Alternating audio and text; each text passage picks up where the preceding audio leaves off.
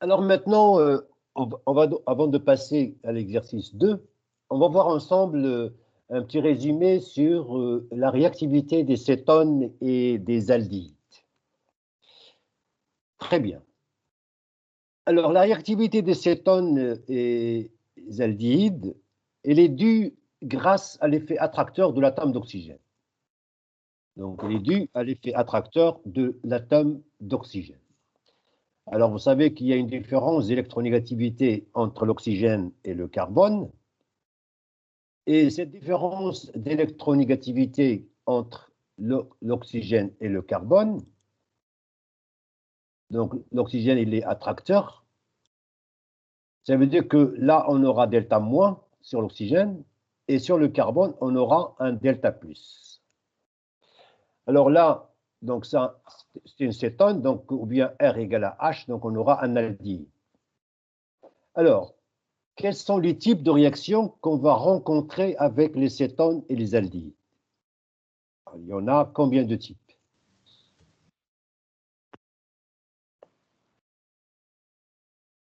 Alors, le premier type, c'est la réaction avec les nucléophiles. Donc, vous savez que les nucléophiles vont attaquer le site électrophile. Et c'est quoi le site électrophile? Le site électrophile, c'est L'oxygène. le électrophile. Électrophile. Et ça, c'est un nucléophile. C'est le carbone. Donc là, on va avoir une réaction sur le carbone. D'accord? Deuxième type de réaction. Deuxième type de réaction, c'est la réaction avec les H+. Alors, les H+, ils vont réagir avec quoi? Ils vont réagir avec l'oxygène. Avec l'oxygène. D'accord? Donc, l'oxygène, il va capter des H+. Troisième type de réactivité, c'est ce qu'on va voir par la suite. Comment?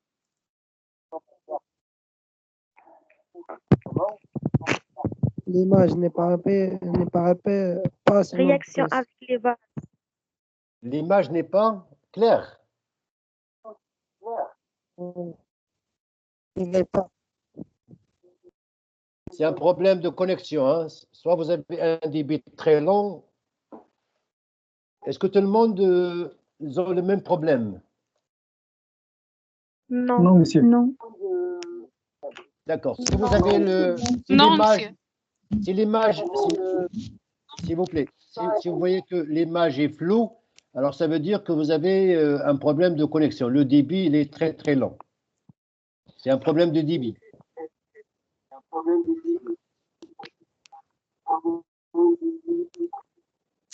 De toute façon, cette réunion sera enregistrée et je vais la mettre sur la plateforme. Voilà. Vous veuillez désactiver votre micro, s'il vous plaît. Merci.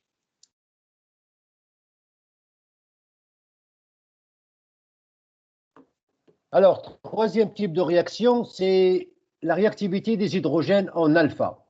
Et le carbone en alpha, ça c'est le carbone qui vient juste après le carbone.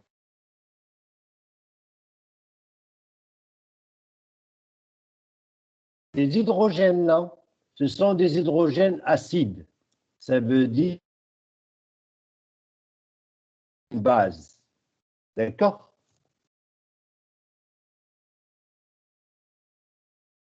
Donc, je répète, les cétones ou bien aldéhydes, ils réagissent. Donc, il y a trois types de réactivité. La première, ils réagissent avec les nucléophiles. Donc, les nucléophiles, ils vont attaquer ce centre électrophile, ce carbone. Deuxième type, cet oxygène, il peut réagir avec, voilà, qu'est-ce que je fais là? Voilà, cet oxygène, il peut capter des H+. Troisième type de réaction, les hydrogènes en alpha, donc le carbone en alpha de CO, c'est le port d'hydrogène. Ces hydrogènes-là peuvent être arrachés par une base. Très bien. Alors maintenant, on va comparer la réactivité des aldéhydes et des cétones. À votre avis, qui est le plus réactif? Est-ce que c'est l'aldéhyde ou bien cétone? Aldéhyde. C'est aldéhyde. Alors, on va voir pourquoi. Alors là, le premier aldéhyde, le méthanal. Alors là, il n'y a pas de substitution, il n'y a que des hydrogènes. Donc là, le méthanal H et H. Le deuxième, c'est l'éthanal. Donc là, on a un CH3. Et là, je prends par exemple une cétone, propane 2-on, CH3, CH3. Alors, le carbone, on a un delta plus et un delta moins. On va lui donner le chiffre 1 pour le méthanal. Ce carbone, delta plus, l'oxygène, delta moins, donc on va lui donner le chiffre 2. Ce carbone, delta plus, l'oxygène, delta moins, on va lui donner un chiffre 3. Alors, si on veut classer le caractère électrophile, lequel le carbone qui a un caractère électrophile important, ou bien si on veut classer delta 1 plus avec delta 2 plus avec delta 3 plus. Le carbone du méthanal est plus Plus électrophile que le carbone de l'éthanal, que le carbone de propane 2-on. Pourquoi? Parce que là, il n'y a pas de CH3, il n'y a que des hydrogènes. Là, il y a un seul CH3. D'accord? Là, il y a un seul CH3. Ce CH3 possède un effet donneur plus I. D'accord? Donc, elle va pousser des électrons vers le carbone, il va diminuer l'électrophilie de ce carbone. Là, on a deux groupements CH3. Deux groupements CH3, chaque groupement, il a un effet donneur plus I. Là aussi, c'est plus I. Donc, ça va diminuer encore plus le caractère électrophile de ce carbone. Donc, en résumé, si on veut comparer le méthanal, éthanal et propane 2-on, ça veut dire aldéhyde avec cétone, généralement, les aldéhydes ils sont plus réactifs avec les nucléophiles. Donc là, c'est un classement de delta plus. Donc le plus réactif, c'est le méthanal, le moins réactif, c'est l'acétone. Donc le delta plus 1, elle est plus grande que delta plus 2, plus grande que delta plus 3. Donc la réactivité va diminuer. La réactivité va diminuer en passant du méthanal vers propane 2-on.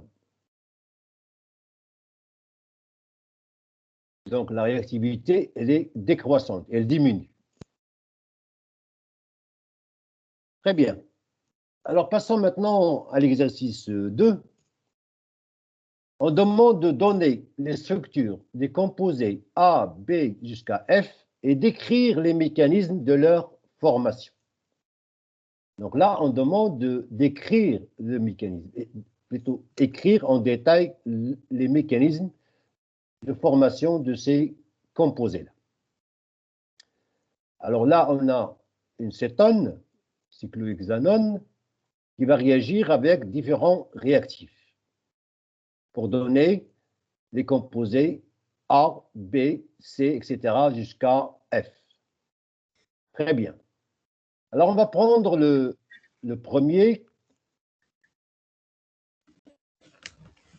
On part du cyclohexanone. On fait réagir cyclohexanone avec hyper-MgCl, un organomalysien, suivi d'hydrolyse acide pour donner A.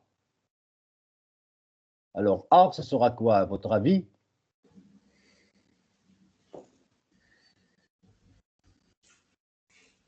Lorsqu'on fait réagir un organomalysien sur une cétone, qu'est-ce que ça donne?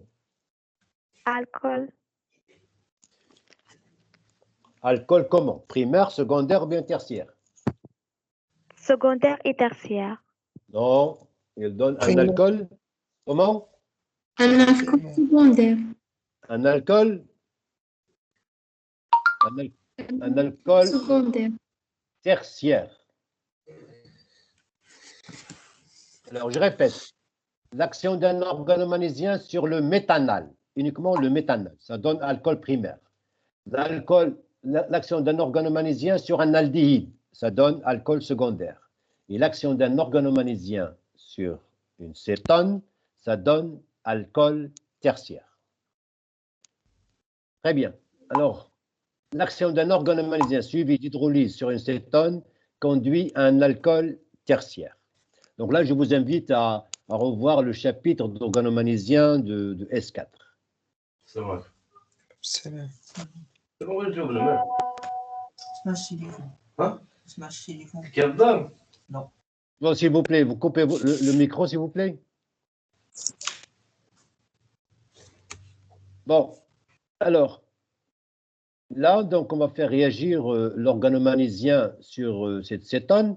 Et avant de faire cette réaction-là, on va polariser partiellement le carbonyle, le CO, et l'organoménésien. Alors, le carbonyle, le C de CO, on a une charge partielle delta plus sur le carbone, delta moins sur l'oxygène. Pour l'organoménésien, on a delta plus sur le magnésium et delta moins sur hyper. Donc, c'est le hyper moins qui va attaquer ce carbone avec ouverture de la double liaison. Qu'est-ce qu'on obtient? On obtient un alcoolate, on obtient un sel, on obtient un alcoolate, hein, au moins Mg plus Cl. On obtient un alcoolate. Alors maintenant, il suffit de faire l'hydrolyse acide. On fait l'addition de H+. Donc le O-, il va capter H+, pour donner un alcool, plus MgOH-Cl. Donc on obtient un alcool tertiaire.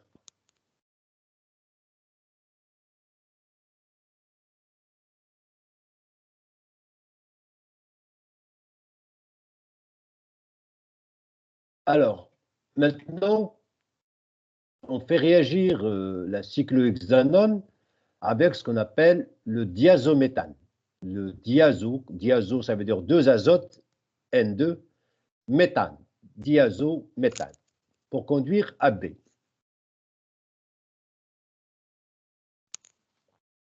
Alors, qu'est-ce qu'on va obtenir là?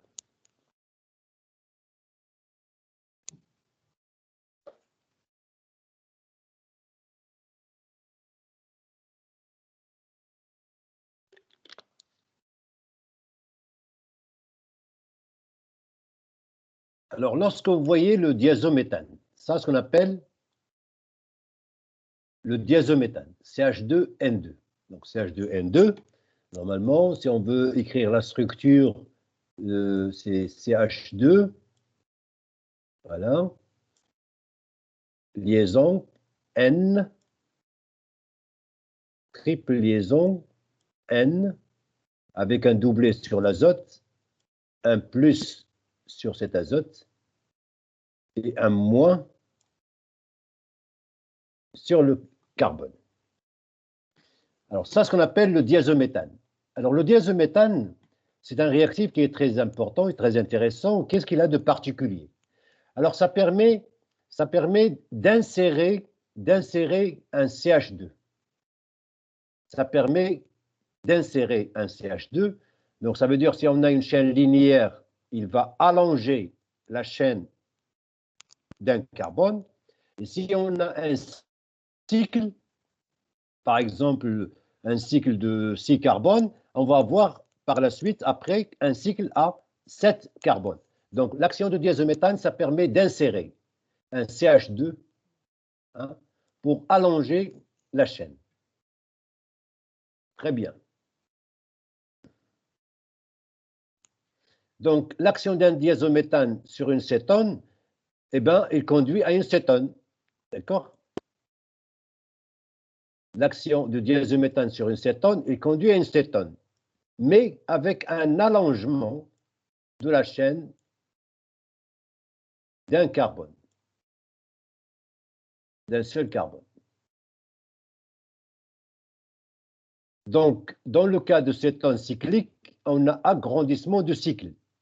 Donc, on passe d'un cycle de N carbone à N plus 1 carbone.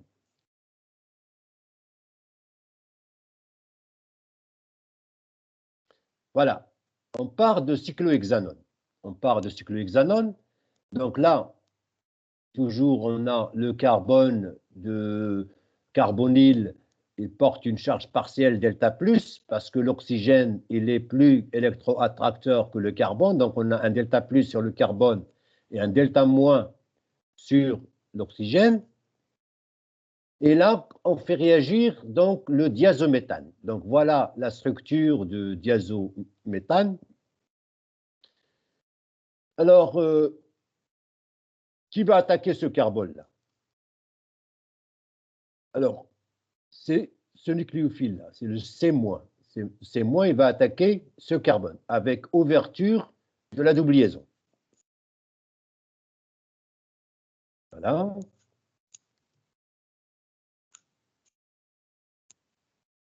Donc, l'oxygène, il a gagné donc un doublé. Donc, il a gagné un doublé. Donc, il est entouré de 3 doublés, il porte une charge moins. Donc, le C-, il a attaqué ce carbone. Donc, on forme CH2. Voilà, avec un plus sur l'azote. Très bien. Alors là, j'ai mis le CH2 en rouge pour vous expliquer qu'on va agrandir le cycle d'un carbone. Alors, à ce moment-là, qu'est-ce que se passe? Alors, ce qui va se passer, c'est un réarrangement intramoléculaire. C'est-à-dire, au sein de la molécule, il y aura migration de cette liaison-là. Cette liaison-là, donc je vais marquer ici, là, j'ai 2 électrons. Ça veut dire que cette liaison-là, elle va migrer sur ce carbone. D'accord? Avec départ de ce groupement-là, puisque là, on a un très bon groupement partant, N2, qui va partir sous forme d'un gaz. Et là, on va avoir un retour de ce doublé ici. Donc là, le cycle va s'ouvrir et le CH2 va s'insérer entre ce carbone et ce carbone.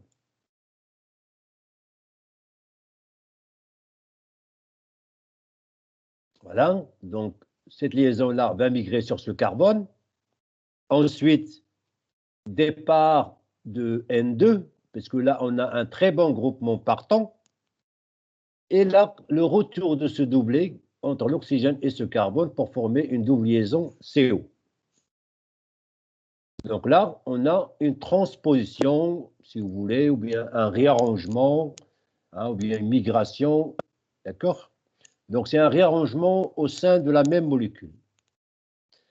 Voilà. Voilà ce qu'on obtient. Donc on est parti d'une cétone cyclique à 6 carbones, on est passé à une cétone cyclique à 7 carbones. Donc là, on a 6 carbones, on a un cycle à 6 carbones, et là, on a un cycle à 7 carbones. Donc là, qu'est-ce que vous remarquez? Vous remarquez que le CH2, il s'est inséré ici, entre ce carbone et ce carbone. D'accord? Voilà. Donc, lorsque vous voyez le diazométhane, eh bien, le diazométhane, on a insertion de CH2. Donc, ce CH2-là, il va venir s'insérer ici. Donc, pour agrandir le cycle. Très bien. Ça va? Est-ce qu'il y a des questions? Est-ce que c'est clair? Oui, monsieur. Très bien.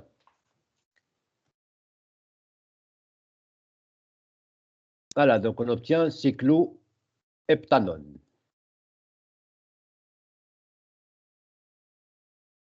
Donc, on est passé d'un cycle à 6 carbones à un cycle à 7 carbones.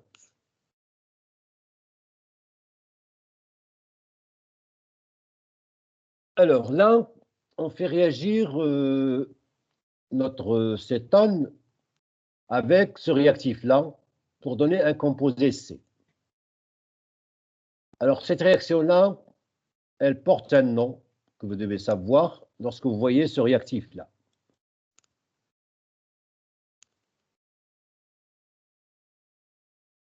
C'est quoi ce réactif?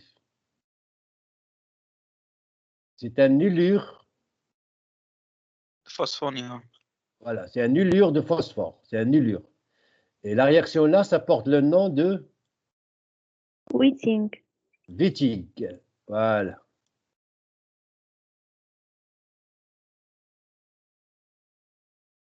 Quel est l'intérêt de cette réaction de Wittig? Qu'est-ce qu'on obtient? Bien, qu'est-ce qu'on va obtenir? Hein? On obtient un alcène. Donc, on va remplacer le O par un C et avec ces deux, voilà, avec ces deux réactifs. Donc, on va transformer le CO, d'accord? On va transformer le CO. Donc, on fait la réaction de Wittig. Excusez-moi pour l'écriture. Voilà. En alcène. Voilà. Donc, c'est ça le rôle de la réaction de Wittig.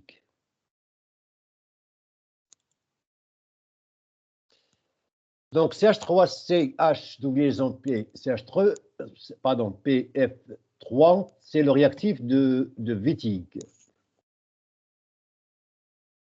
Alors, c'est un ylure de phosphore. Donc, ça, c'est ce qu'on appelle un ylure de phosphore. Donc là, si on veut le polariser, donc c'est moins sur le carbone et plus sur le phosphore. Donc, cette réaction permet donc la formation de liaisons carbone-carbone à partir des dérivés carbonylés. Donc, transformer le carbonyle en alcène. Alors, on part de notre cétone et voilà donc notre réactif de Wittig. Alors, notre réactif de Wittig, donc là, si on veut polariser, donc là, on a ce carbone, c'est delta plus, comme vous le savez, puisque l'oxygène, il est plus électronégatif que le carbone, et delta moins sur l'oxygène. Alors, on fait pareil pour l'ylure de phosphore. Donc, on a delta moins sur le carbone et delta plus sur le phosphore. Alors, en polarisant partiellement la double liaison CO et la double liaison CP, eh bien, c'est très simple. On va dire que le C- va réagir avec le carbone et le O-, il va réagir avec le P+.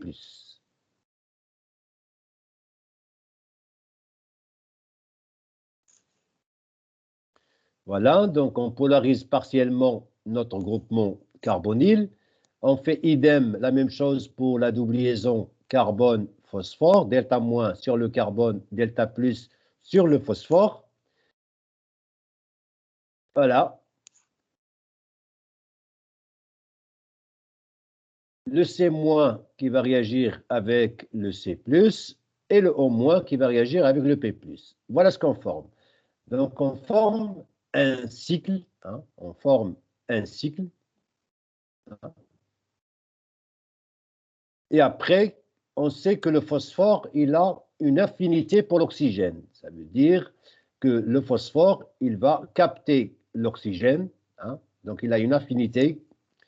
Et donc, il réagit mieux avec l'oxygène. Donc, il forme mieux une liaison avec l'oxygène. Donc, il va pomper l'oxygène. Donc, le phosphore, il a une grande affinité pour l'oxygène. Donc, il va capter l'oxygène. Voilà. Et cette liaison-là va venir ici. Voilà, donc on forme donc, la double liaison carbone-CH, CH3, plus Phu3PO.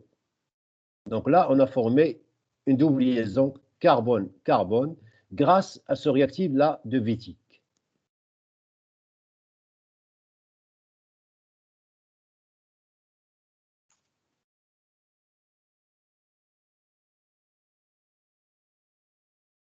Très bien.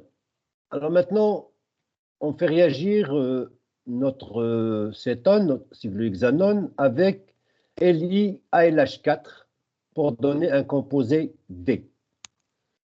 Alors, quel type de réaction on va avoir ici? Réduction.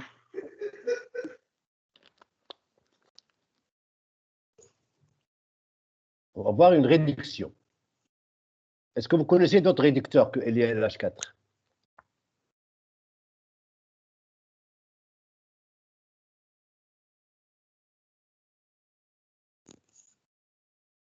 À part LiALH4, est-ce que vous connaissez d'autres réducteurs?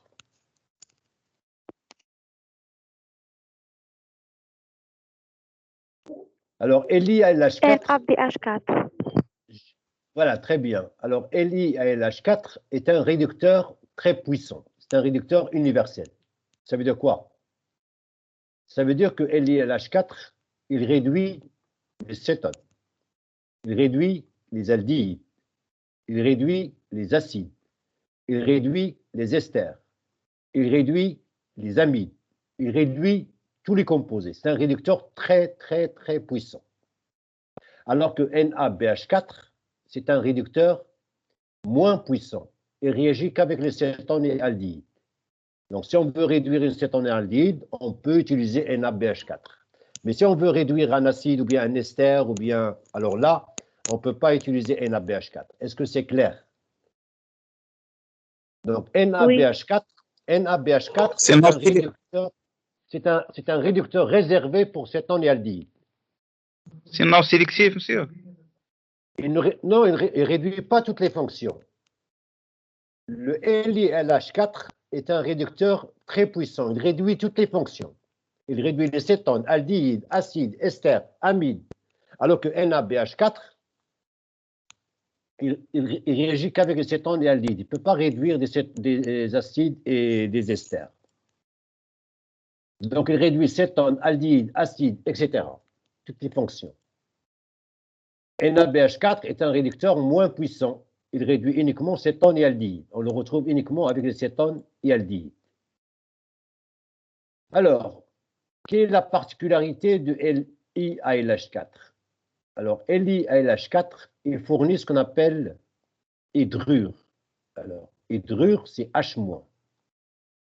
Hein? L'hydrure, c'est H-. D'accord?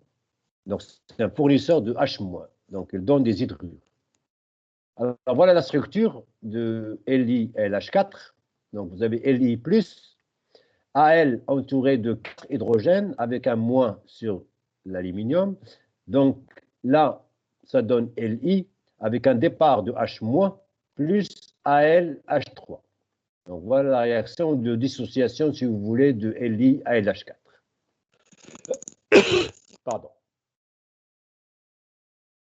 Donc, LiALH4 réduit les cétones en alcool secondaire. Il réduit les cétones en alcool secondaire.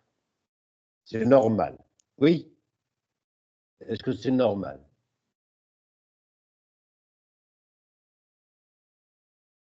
Est-ce que c'est normal qu'il réduise les cétones en alcool secondaire? Oui. Pourquoi? Parce qu'un alcool secondaire, il s'oxyde en donnant cétone. Donc, un alcool secondaire s'oxyde en donnant cétone. Une cétone se réduit en donnant un alcool secondaire. Voilà, donc si vous avez une cétone, la réduction conduit à un alcool secondaire.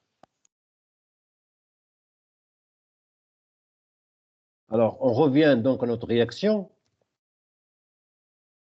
Donc voilà, on part de notre cétone qui va réagir avec LiALH4. Donc là, j'ai mis cette liaison-là en rouge, avec l'hydrogène en rouge. Donc cette liaison-là, donc l'hydrogène, il va partir avec ce doublé. Donc il va attaquer ce carbone. D'accord? Voilà, il attaque ce carbone avec ouverture de la double liaison. Donc c'est ce H-là, moins, qui va attaquer ce carbone. Alors, ouverture de la double liaison, et qu'est-ce qu'on obtient? Eh bien, on obtient au moins Li+, et H qui se fixe sur ce carbone, plus AlH3. Qu'est-ce qu'on va faire par la suite? Hydrolyse. Voilà, il suffit de faire hydrolyse, voilà, pour avoir l'alcool plus LiOH. Donc, l'hydrure, donc LiLH4, donc il fournit H-. Donc, le H-, il attaque le carbone du groupe carbonyle avec ouverture de la double liaison. Voilà, on fixe un H plus AlH3. Donc, on réduit l'acétone en alcool secondaire.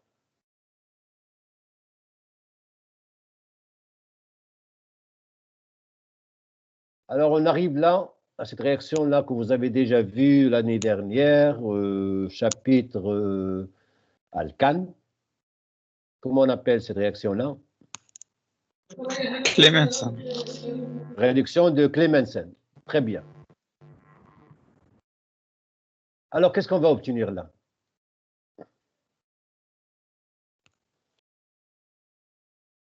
On remplace le O par H2. Voilà, on va réduire le CO. Voilà, merci.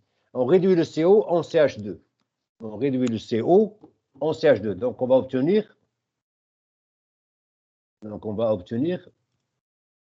Hop, excusez-moi. Donc, on va réduire ce CO en CH2. Donc, on va obtenir le cyclohexane, tout simplement. D'accord? Donc, on va utiliser du zinc amalgamé, donc avec le mercure. Donc, c'est un zinc activé, donc on l'active en milieu acide concentré HCl. Donc, cette réaction-là porte le nom de réduction du Clemenson. Donc, on réduit le CO en CH2. Donc, elle permet de réduire le CO en CH2. Voilà. Le schéma général de la réaction, de la réduction du Clemenson. Donc, ça permet de réduire le CO de cétone ou bien aldéhyde. Hein. Donc, là, vous avez R. Et là, vous avez R ou bien H. Donc, on transforme le CO en CH2. Alors, on va voir le mécanisme, comment ça marche, cette réaction. Alors, excusez-moi là. Normalement, on ne doit pas faire apparaître ça. Alors, on commence par, tout d'abord, l'acétone. Bon, vous désactivez votre micro, merci. Alors, on va protoner l'oxygène de la fonction cétone. Donc, on va la protoner. Voilà. Donc là, l'oxygène, il a perdu un doublet. Donc, c'est normal, il porte une charge plus.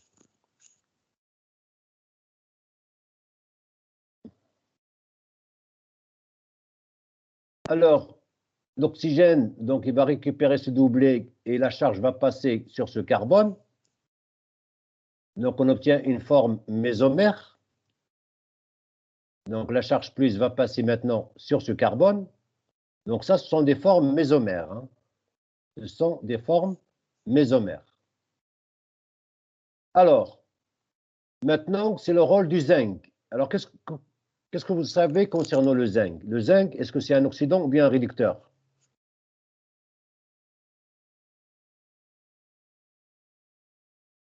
Un réducteur.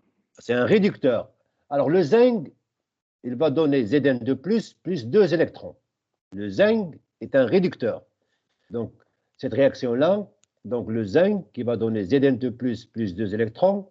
Alors, le carbocation formé ici, le voilà, il va capter ces 2 électrons. Donc, il va capter ces 2 électrons. Donc, on va former un carbanion. D'accord? Un carbanion.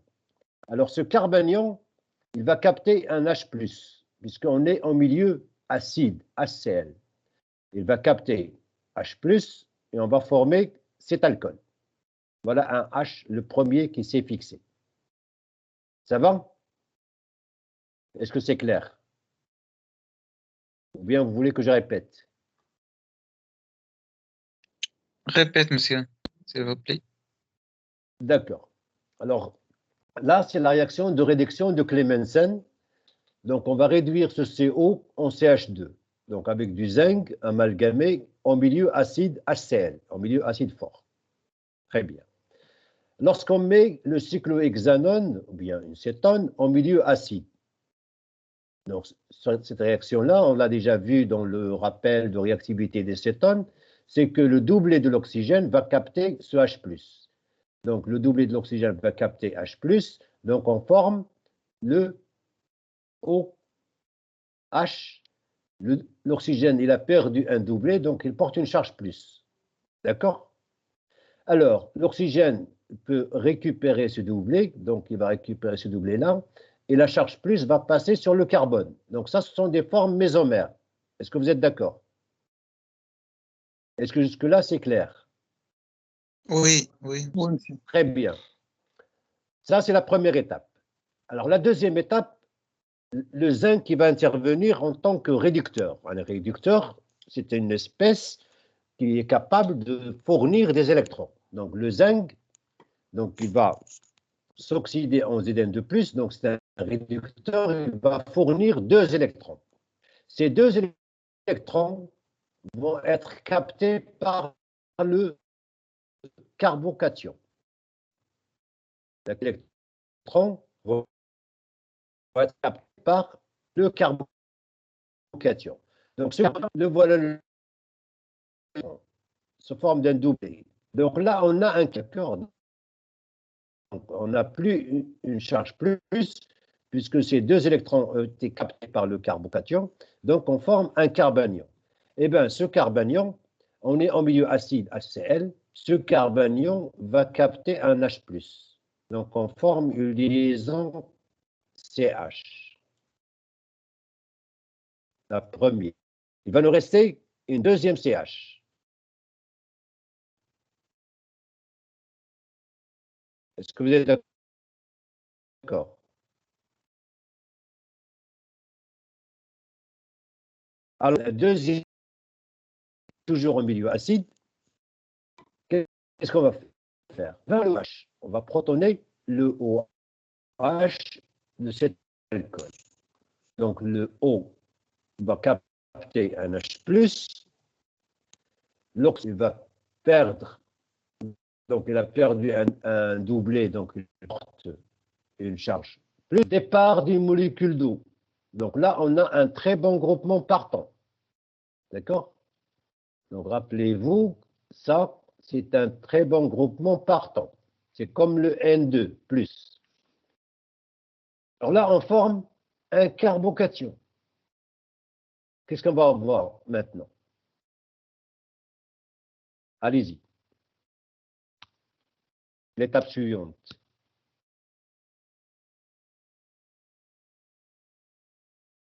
C'est quoi l'étape suivante? On est toujours en présence du zinc. L'étape suivante, on a Zn qui est dans Zn2+, plus 2 électrons. Le zinc, c'est un réducteur, donc il donne Zn2+, plus 2 électrons. Ce carbocation formé ici va réagir avec les 2 électrons, donc il va capter ces 2 électrons. D'accord? Donc il va capter ces 2 électrons. On va former un carbanion. Donc ce carbocation s'est transformé en carbanion, puisque là, on a un doublet. Ensuite, on est toujours en milieu acide, HCl, donc ce carbanion va capter un H+. Donc il va capter un H+, et ça va donner un CH2. Voilà. Donc on a transformé notre cyclohexanone en cyclohexane. Est-ce que c'est clair?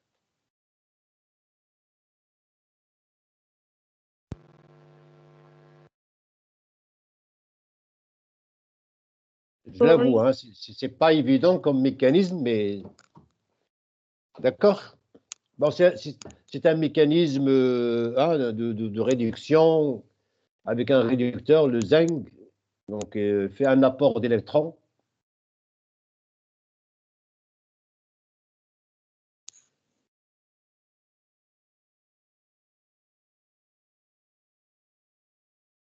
Alors, je ne sais pas si il nous reste un peu de temps pour faire cet exercice parce que c'est un peu long. Je pense qu'on va s'arrêter là. Ou bien vous voulez qu'on continue un petit peu? Bon, on va... Oui? On continue? Continue, monsieur. D'accord. Très bien. Alors là, qu'est-ce qu'on a? Alors là, on a deux étapes. On a deux étapes. On fait réagir l'acétone dans une première étape avec une amine secondaire. Donc ça, c'est une amine secondaire au milieu acide. Et deuxième étape, on traite le composé obtenu avec l'iodure d'éthyle slash H2O, suivi d'hydrolyse, pour obtenir F. Alors, lorsque vous voyez cette réaction-là, ça veut dire quoi?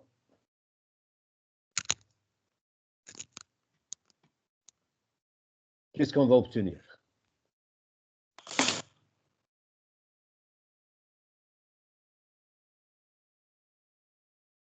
Vous avez une cétone.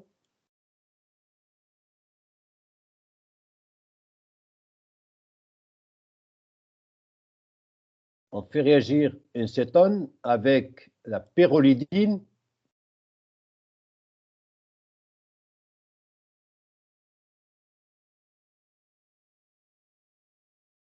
En milieu acide. Qu'est-ce qu'on obtient? Ça, c'est une amine secondaire. D'accord? C'est une amine secondaire. Je précise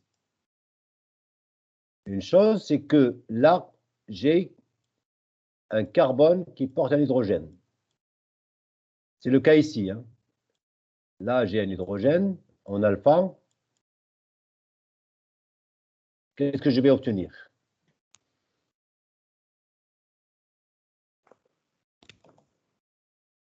Oui, j'écoute. Est-ce qu'il y a quelqu'un?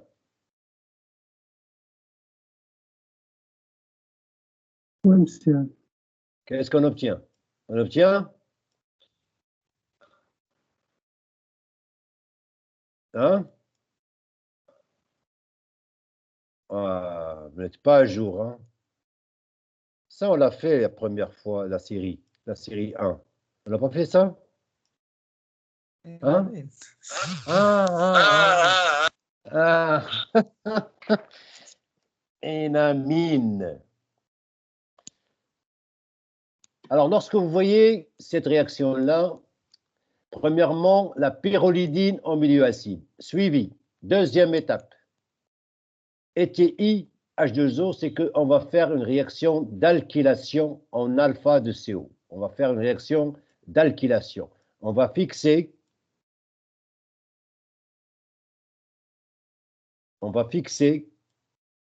un radical ici, ET. En passant par une énamine. Alors, pourquoi on passe par énamine? Alors, pourquoi on passe par énamine? Parce que lorsqu'on passe par énamine, on obtient un seul composé. On obtient un seul composé. Alors, on va expliquer ça sur un tableau blanc. Voilà. Vous voyez le tableau blanc? Oui, monsieur. Très bien. Oui. Alors, je vais prendre une cétone. Voilà. Au lieu de faire énamine, je vais faire réagir l'acétone avec une base. Alors, je vais utiliser une base. Voilà. OH-. Alors, lorsque j'ai des hydrogènes en alpha, donc j'ai ici le carbone alpha, donc j'ai des hydrogènes, d'accord? Ces hydrogènes-là, ils sont acides. Ils peuvent être arrachés par une base, d'accord? Alors, là, je vais obtenir un carbanion. Et si je fais réagir ce carbanion avec Rx,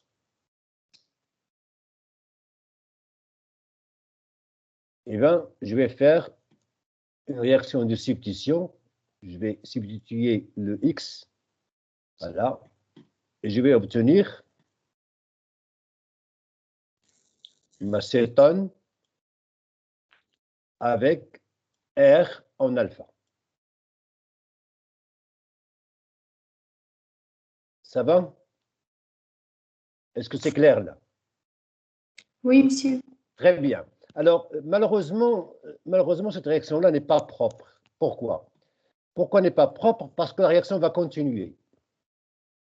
Sous l'action d'une base,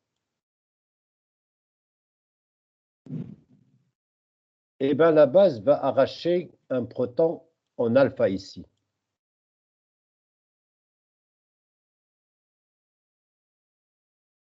Donc, il va arracher cet hydrogène. Donc, on va former un carbanion.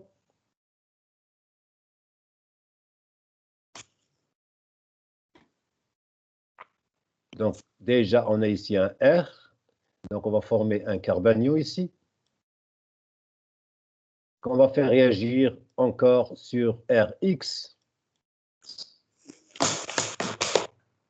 Le carbanion va réagir, donc il va substituer le X-.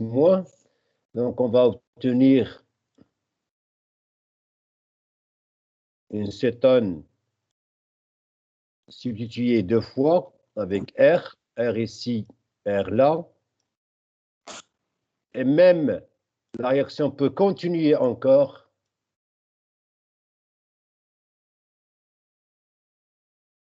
D'accord? Jusqu'à la substitution de tous les hydrogènes en alpha. Là, il reste un hydrogène, et là, il reste un hydrogène. Donc, on peut obtenir un mélange. D'accord? On peut obtenir un mélange.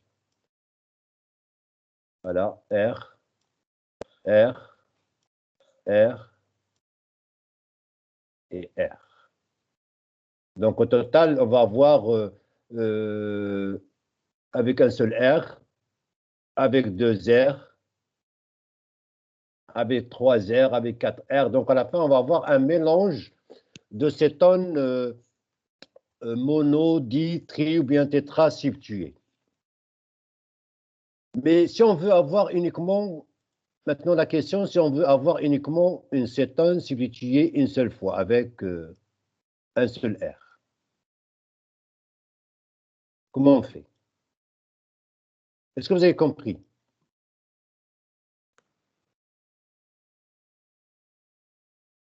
Non?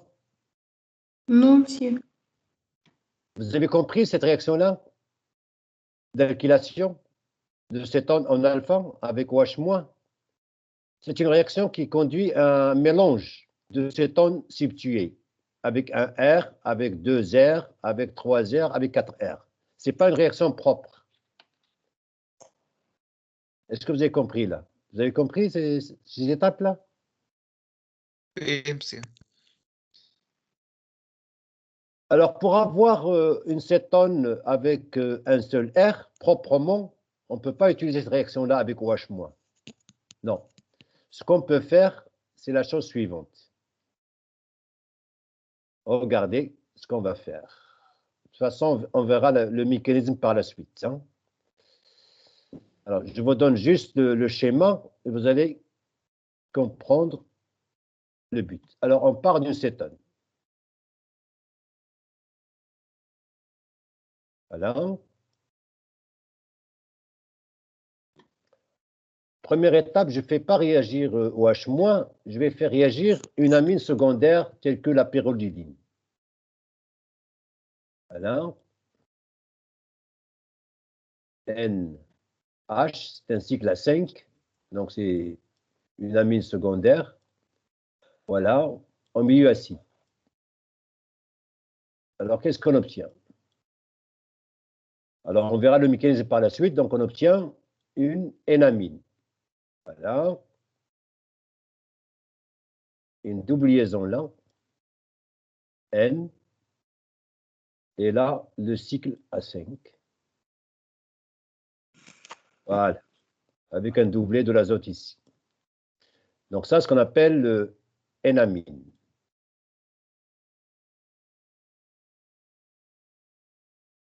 Très bien.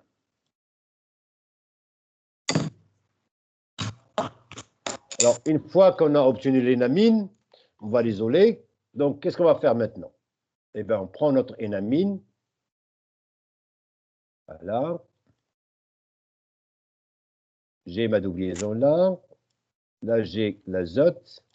Là, j'ai mon cycle A5. Là, j'ai mon doublet. Alors, que se passe-t-il?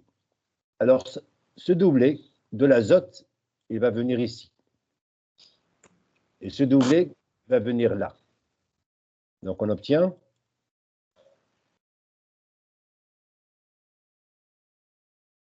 double liaison N, une charge plus, c'est normal.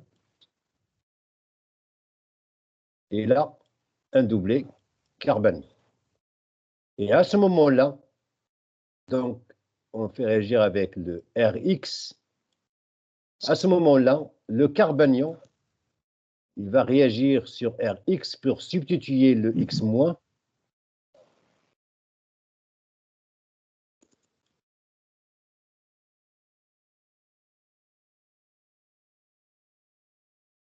Et on va obtenir la double liaison. Là, c'est R. Là, c'est N. Ça, c'est le cycle A5. Charge plus. X-. Donc là, on a substitué une seule fois le cycle de cycle xanone par un R. Alors, c'est quoi cette forme-là? Comment on appelle ça? Est-ce que quelqu'un peut me dire le nom de ça? Ça, c'est ce qu'on appelle? Ion iminium. Très bien. Ça, c'est iminium. Iminium. Alors, lorsqu'on a l'iminium, alors il suffit de faire l'hydrolyse de ça. Alors, en faisant l'hydrolyse, H2O, eh bien, qu'est-ce qu'on va obtenir? Eh bien, on va obtenir donc notre cétone.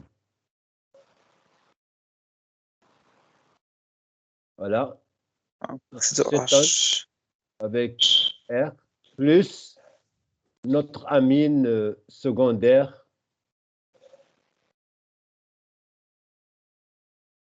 Voilà. Donc là, en passant par les énamines, c'est une réaction qui est propre, c'est-à-dire qu'on peut faire une seule substitution en alpha de CO. Alors là, je reviens sur notre présentation.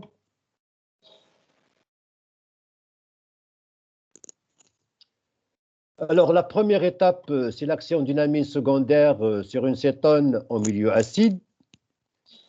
Cette première étape conduit donc à la formation de l'énamine. Donc, la première réaction, c'est la préparation, ou bien la formation plutôt de l'énamine. Et une fois que l'énamine est formée, on passe à la deuxième étape, c'est-à-dire l'action de iodure d'éthyle pour faire une alkylation en alpha de CO, puisque là, on a des hydrogènes, suivi d'hydrolyse pour avoir donc l'acétone. Donc, le passage par une énamine permet de faire une ça c'est très important, ça permet de faire une monoalkylation en alpha de CO. Ça permet de faire une monoalkylation en alpha de CO. Donc voilà le schéma général, si vous voulez, de la réaction. C'est pas le mécanisme, c'est ce qu'on va obtenir. Donc, on part d'une cétone avec des hydrogènes en alpha. Donc, on fait réagir la pyrrolidine en milieu acide, premièrement. Deuxièmement, RX H2O. C'est pour fixer, excusez-moi, pour fixer un R en alpha, pour fixer un R en alpha de CO. Donc, on fait le bilan. Donc, à la fin, c'est qu'on a fait une substitution en alpha de CO. Donc, on a fixé un R. Et on a fixé un seul R. Hein, le passage par énamine, c'est une réaction qui est propre. Ce n'est pas comme on fait l'action d'une base en présence d'une base et on fait l'alkylation. Non, là, ça va conduire à un mélange de composés avec des substitués R ici, R là, etc. D'accord? Est-ce que c'est clair? Oui? Merci. Très bien. Alors, allons-y. Donc, on va faire le mécanisme de la première étape, c'est-à-dire l'action de la pyrrolidine sur l'acétone. Alors, vous savez que l'action d'une amine primaire ou bien secondaire sur une cétone sont des réactions qui sont équilibrées. Ça, on l'a déjà vu dans la série 1. Alors, la première étape, c'est la protonation, H+. Protonation du doublet de l'oxygène. Voilà, donc l'oxygène, il est protoné. Alors, il va récupérer bien sûr son doublet, ce qui va augmenter le caractère électrophile de ce carbone. Et à ce moment-là, la base secondaire, la pyrrolidine, va intervenir pour attaquer ce carbone par le doublet de l'azote. Voilà, donc la pyrrolidine va attaquer ce carbone et l'oxygène va récupérer ce doublet. Voilà. Donc la charge plus n'est plus sur l'oxygène, elle est maintenant sur l'azote, parce que l'azote, il a perdu son doublet. Alors qu'est-ce qu'on va voir maintenant?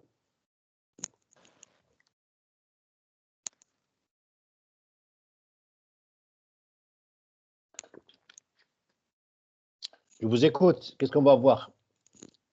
L'étape suivante.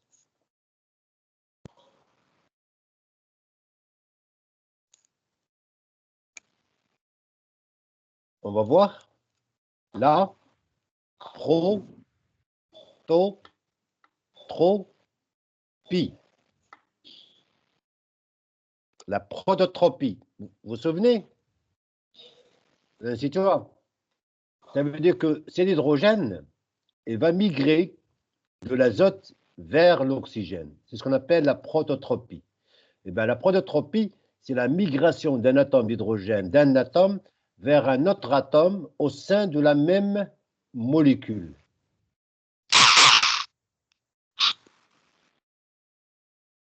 Donc, la prototropie, ça veut dire que cet hydrogène, il va migrer sur l'oxygène. Donc, la charge plus maintenant n'est plus sur l'azote, puisque l'azote, il va récupérer le doublet laissé par le H+. Maintenant, c'est l'oxygène qui porte le doublet. Alors, qu'est-ce qu'on va avoir maintenant? Là, on a un très bon groupement partant. Éliminer H12. Voilà, donc le doublet de l'azote va venir ici et départ d'une molécule d'eau, puisque là, on a un très bon groupement partant.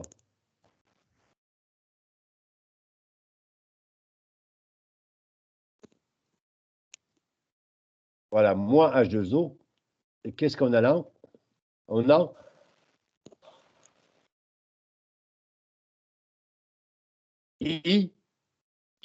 iminium. On a l'iminium. La réaction continue. On est toujours en présence d'une base, la pyrrolidine. Alors, la pyrrolidine, eh ben, il va arracher un proton sur le carbone en alpha. Ça, c'est le carbone en alpha. D'accord? Donc, la pyrrolidine va arracher cet hydrogène. D'accord? Alors, ce doublet va venir ici et l'azote va récupérer son doublet. D'accord? Voilà. Donc, merci. La pyrrolidine va jouer le rôle d'une base.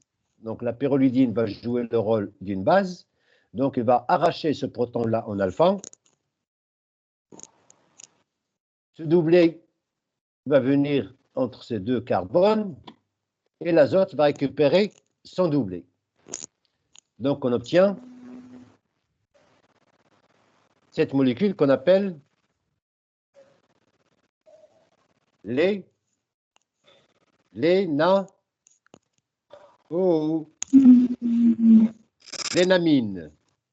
On appelle l'énamine.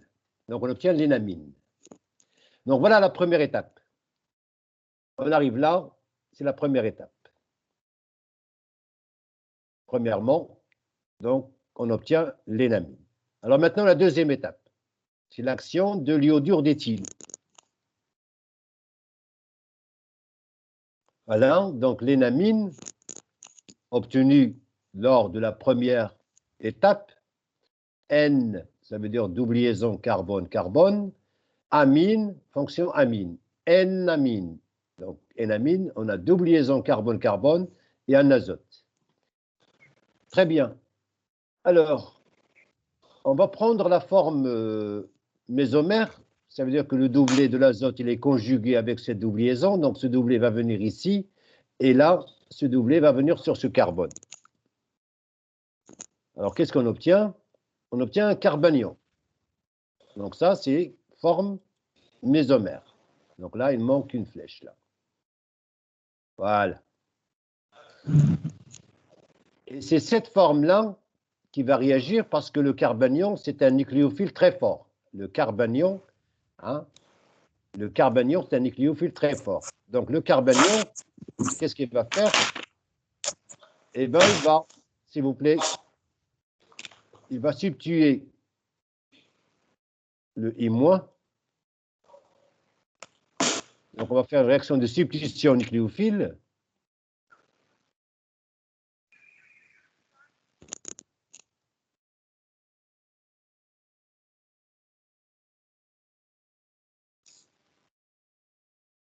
Voilà, on obtient l'iminium.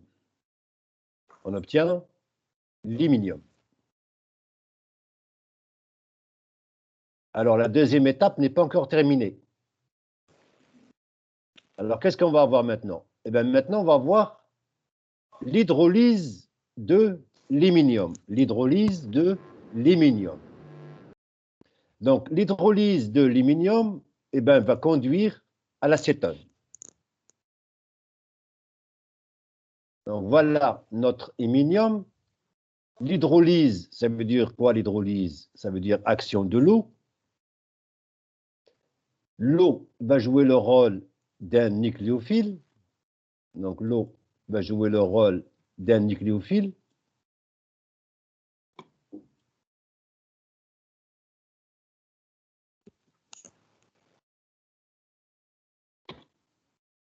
Donc, il va attaquer le carbone déficitaire en électrons, ce carbone-là. L'azote, il va récupérer ce doublé.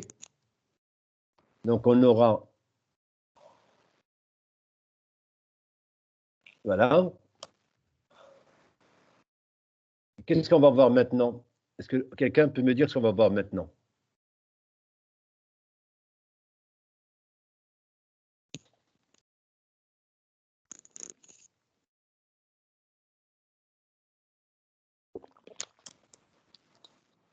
Oui?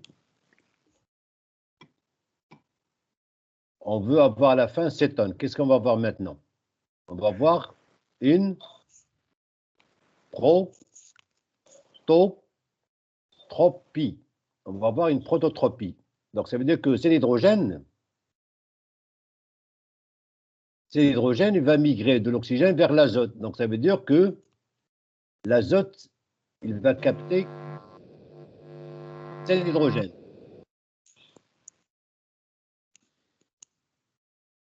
Donc, une prototropie, donc l'azote, il va capter cet hydrogène. Donc, la charge plus maintenant n'est plus sur l'oxygène, elle est sur l'azote. Ensuite, le retour de doublé de l'oxygène entre l'oxygène et le carbone, donc ce doublé va s'insérer ici, il va chasser cette molécule-là. Donc, départ de la pyrrolidine.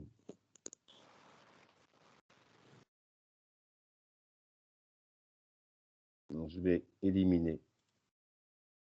Voilà. Je répète, donc le doublet. Bon, s'il vous plaît, vous désactivez vos micros. Voilà. Donc le retour du doublet de l'oxygène va faire partir la molécule de pyrrolidine. Voilà, va partir.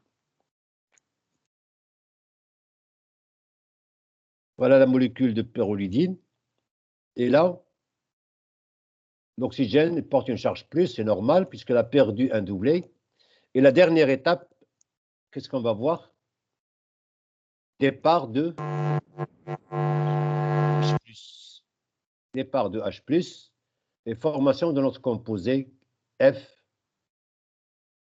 Voilà, cétone. On obtient donc cyclohexanone avec une substitution en alpha. Une substitution qui est propre, c'est-à-dire on obtient un seul substitution sur le carbone alpha, en passant par l'énamine. Voilà, donc ainsi prend fin donc, cette séance concernant la série 2, donc première partie.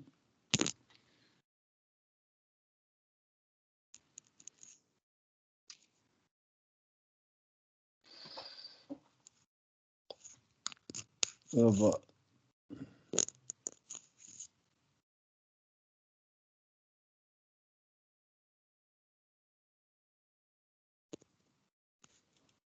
arrêter l'enregistrement.